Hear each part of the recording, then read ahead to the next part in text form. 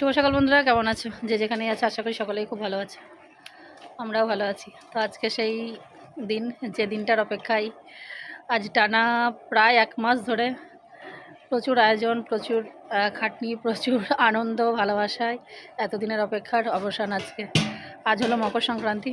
তো আজকে যে গঙ্গাধারে মেলা হয়, আর সেটা তো সবাই সাহায্য করে, সবার সাহায্যতেই হয়, কিন্তু মানে ম্যানেজমেন্ট আর কি এই বাড়ি থেকে হয়, আর আমাদের সব আশেপাশে আছে সবাইকে নিয়ে। তো সব ভোর রাত থেকে সমস্ত জিনিস গঙ্গাধারে চলে গেছে, সেখানে মহোৎসব শুরু হয়ে গেছে। এখন আমিও রেডি হয়ে গেছি, এখানে ঠাকুরের জন্য ক্ষীরছানাটা হয়ে গেছে, এবার আমরা যাব ওখানে। তো চলো একটু একটু করে পারি, যতটুকু পারি। সময়ের খুব অভাব, তো যেটুকু পারবো সেটুকু শেয়ার করবো। তো চলো সঙ্গে থাকো।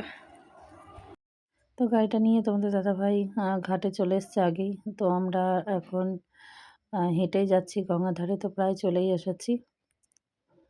তো দেখো সম্পূর্ণ রেডি। এখন ওদিকে পুজোর জোগাড় হচ্ছে, তোমাদেরকে দেখাবো। আর এটা হচ্ছে তোমাদের দাদাভাইয়ের দাদা, মানে আমার ভাসুর।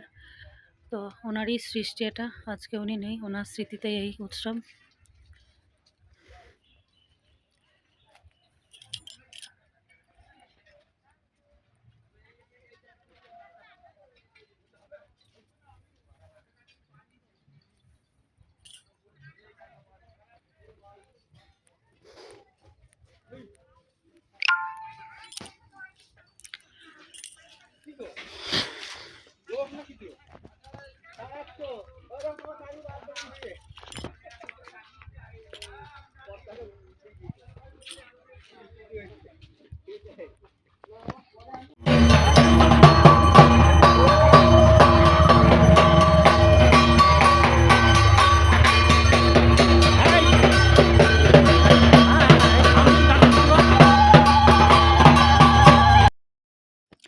তো এই মেলায় প্রায় কয়েক হাজার লোককে মহোৎসব খাওয়ানো হয়। এই যে খিচুড়ি আর হচ্ছে সবজি, তবে অগুন্তি লোক, যতক্ষণ লোক আসবে ততক্ষণই দেওয়া হয়।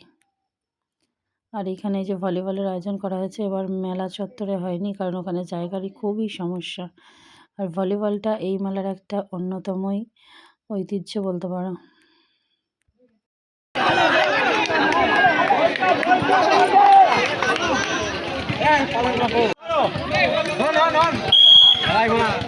দেখো এখানে আমাদের ভলিবল খেলা হচ্ছে, দেখতে এসছি আমরা।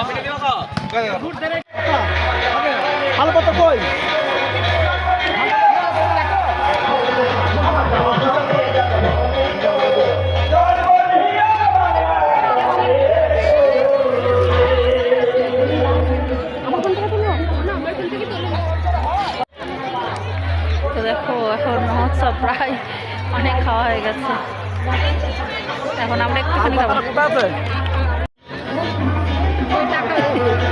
আর একটুখানি দাও তরকারি।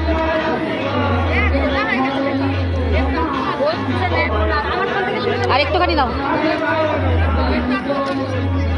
থাক থাক। সংহার কর্তা হলো, এই সংহার কর্তা গিয়ে বাবা দাঁড়িয়ে পড়িল, তার কাছে তো দেখো আমার জিজ্ঞাসা করিল, তুমি আমাকে গ্রহণ করো, কথা শুনে চলো। মহাদেবে বলছে আগে বিচার করা চাই, তোমাকে না গ্রহণ করতে পারি, দেখো শোনো কোথায়। তবে এই রূপে হবে না গো, বিচার করো কেন? এই রূপটা যদি পরিবর্তন করতে পারো জগতের মাঝখানে, তবেই গ্রহণ করতে পারি, গ্রহণ করতে পারি।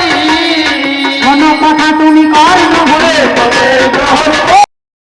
পুরো ভিডিওটা যে গুছিয়ে করব সেই সময়টুকু আমি পাইনি, কারণ এই উৎসবটা যেহেতু আমরাই করি, মানে আমরা বলতে মেন দায়িত্বে 3 জন থাকে, মানে আমার হাজব্যান্ড, আমার হাজব্যান্ডের একটা দাদা, কাকার ছেলে, আর একটা হচ্ছে আমাদের পাড়াতুতো দেওর আর কি। এই 3 জন হচ্ছে মেন। এই 3 জন সবার কাছ থেকে সাহায্য চেয়ে, সবার বিন্দু বিন্দু ভালোবাসাতেই অনুষ্ঠানটা করে। আর আমরা এই বছর মেয়েরা, মানে আমরা ওই যে 3টে মানুষের 3টা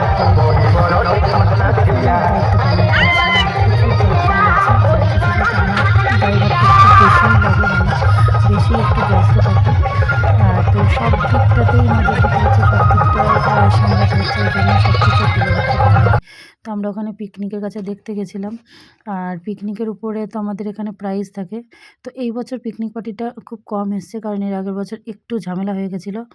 মানে ওই একটা হিন্দু মুসলিম ব্যাপার হয়ে গেছিলো, কারণ মুসলমানরাও আসে, হিন্দুরাও আসে।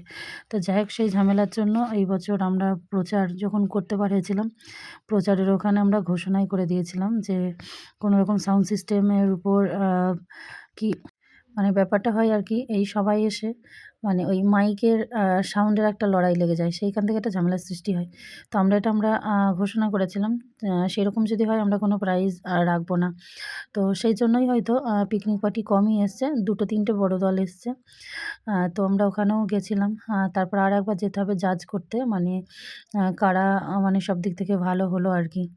তো এইখানে এই যে এইবারের হচ্ছে আমাদের এই যে কবি মহিলা কবি নিয়ে এসেছি। তো ইনি কিন্তু প্রচুর ভাইরাল, অম্বিকা সাহা। অম্বিকা সাহার কবি সত্যিই অসাধারণ। তো ওনাকে আমি নিজে চয়েস করেছি, নিজেই বুক করেছি। তো খুব ভালো কবি পরিবেশন করেছেন। এত সুন্দর, এত সুন্দর। তো এখন এই যে দেখো একটু চা দিচ্ছি সব্বাইকে। ওই যে বললাম না, সব দিকেই একটু নজর রাখতে হয় আর কি। তো যাই হোক, তবে প্রচুর মানুষের সাপোর্ট, প্রচুর মানুষের ভালোবাসা। যখন অনুষ্ঠানটা সাকসেস হয়েছে, মানে মনটা কি বলবো? মনে হচ্ছে যেন চোখ দিয়ে জল চলে আসছে দেখে, এত মানুষের ভালোবাসা। তো আবারও দেখো, এই যে বললাম না, এখন আমরা জাজমেন্ট করতে এসেছি যে কাদের পরিবেশ ভালো, কারা সব দিক থেকে ভালো নিয়ম শৃঙ্খল মেনে আর কি হয়েছে। তো এই যে দেখুন, আমাদের মধ্যে আমাদের মাননীয় বিধায়ক মহাশয় উপস্থিত, আমাদের পূর্বস্থলী 2।